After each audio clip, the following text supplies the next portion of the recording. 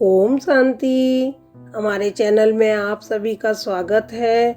आज हम एक सुंदर कहानी लेकर आए हैं जो आपको जीवन जीने की कला सिखाएगी। उसका शीर्षक है संघर्ष और चुनौतियाँ। आइए सुनते हैं कहानी। एक बार एक किसान परमात्मा से बड़ा नाराज हो गया। कभी बाढ़ आ जाए, कभी सूखा पड़ जाए, कभी धूप बहुत तेज हो जाए तो कभी ओले पड़ जाएं। हर बार कुछ न कुछ कारण से उसकी फसल थोड़ी खराब हो जाए। एक बार बड़ा तंग होकर उसने परमात्मा से कहा, देखिए प्रभु, आप परमात्मा हैं, लेकिन लगता है आपको खेतीबाड़ी की ज्यादा जानकारी नहीं है। एक प्रार्थना है कि एक साल मुझे मौका दीजिए, जैसा मैं चाहूं वैसा मौसम हो, फिर आप देखना मैं कैसे अन्न के भंडार भर दूंगा। परमात्मा मुस्कुराए और कहा, ठीक है, जैसा तुम कहोगे वैसा ही मौसम दूंगा, मैं दखल नहीं करूंगा। किसान ने गेहूं की फसल बोई। जब धूप चाहिए तब धूप मिली, जब पानी तब पानी। तेज धूप, ओले, बाढ़, आंधी तो उसने आने ही नहीं दी। समय के साथ फसल बढ़ी और किसान की खुशी भी, क्योंकि ऐसी फसल तो आज तक नहीं हुई थी। किसान ने मनी मन सोचा कि अब पता चलेगा परमात्मा को कि फसल कैसे करते हैं। बेकार ही इतने बरस हम किसानों को परेशान करते रहे। फसल काटने का समय भी आ गया।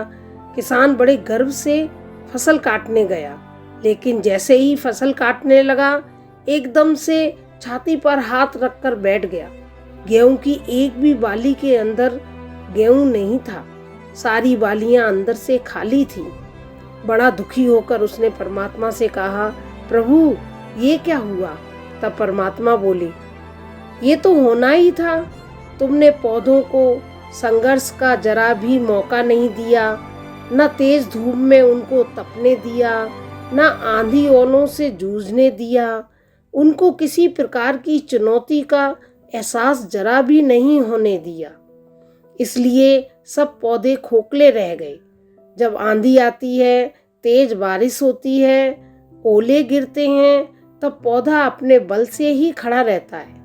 वो अपना अस्तित्व बचाने का संघर्ष करता है, और जो इस संघर्ष से बल पैदा होता है वो ही उसे शक्ति देता है, ऊर्जा देता है, उसकी जीवटता को उभारता है।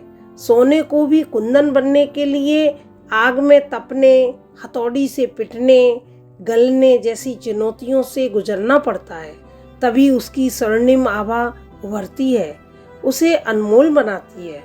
उसी तरह जिंदगी में भी अगर संघर्ष ना हो, चुनौती ना हो, तो आदमी खोखला ही रह जाता है, उसके अंदर कोई गुण नहीं आ पाता।